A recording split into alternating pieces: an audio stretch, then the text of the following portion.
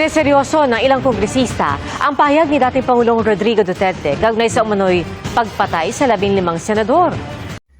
Ano ba yan? Pati yung joke ni PRRD, sineryoso ng admin. Grabe naman ito. Napakasensitibo naman ng mga loyalista na ito. Pati joke na gano'n naman talaga magsilta si PRRD. May halong mga joke. Tapos sineryoso ninyo. Sobra naman kayo. Nais nilang siyasatin ito ng NBI at tila may pasaring din dito si Pangulong Bongbong Marcos. Nakatutok si Jandy Esteban ng GMA Regional TV. Patayin natin yung makapatay ng mga 15 na senador. Pasok na tayo lahat. The only way to do it is to... Yun yung sinabi ni PRRD guys na mapapatay daw siya ng 15 senador na pinatulan naman ng admin. Grabe naman ito. Natatawa talaga ako dito sa mga mga loyalista na ito. Sobrang lakas pala ng mga Duterte, no? Kahit na joke lang, pinalagan pa. Grabe. Pasabugin na lang natin. Matapos ang pahayag na ito ni dating Pangulong Rodrigo Duterte, tila may pasaring si Pangulong Bongbong Marcos, bagamat wala siyang direktang pinangalanan.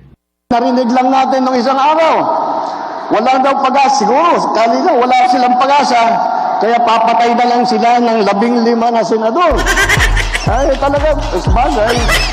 Mahirap naman yung ibang tao. Ang iniisip lang nila, ang kaisa-isang solusyon sa lahat ng problema ay pumatay pa ng Pilipino. Sinabi yan ng Pangulo sa talumpati niya sa kampanya ng senatorial candidates ng administrasyon sa Carmen Davao del Norte kahapon.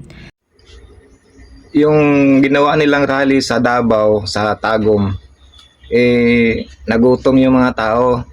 Tapos ayaw nilang palabasin kasi nga hindi pa dumarating si PBBM.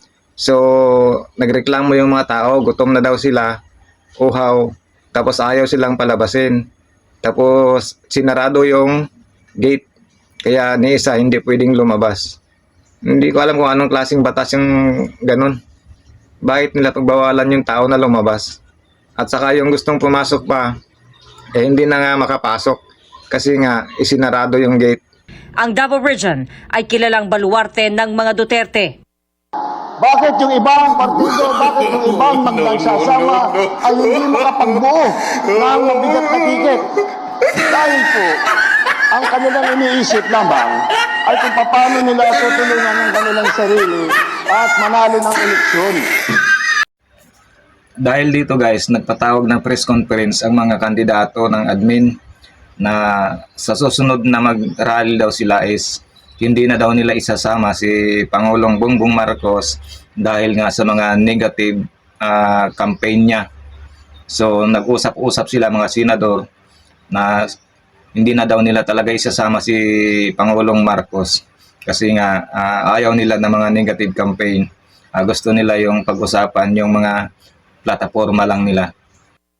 May binanggit din ang Pangulo tungkol sa extrajudicial killings at ang pagiging pro-China sa usapin ng West Philippine Sea. Si Lanao del Sur Representative Zia Alonto Adjong nanawagan sa National Bureau of Investigation na imbestigahan ang dating Pangulo.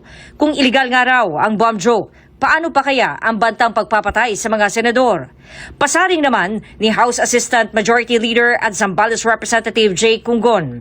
Baka ang tingin daw ng dating Pangulo ay above the law siya dahil sa mga ginagawang pagbabanta. Sinisikap pa ng GMA Integrated News na makuhanan ng reaksyon si dating Pangulong Rodrigo Duterte at ang NBI.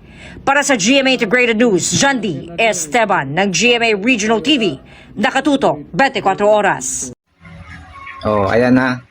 Good luck na lang sa inyo, admin.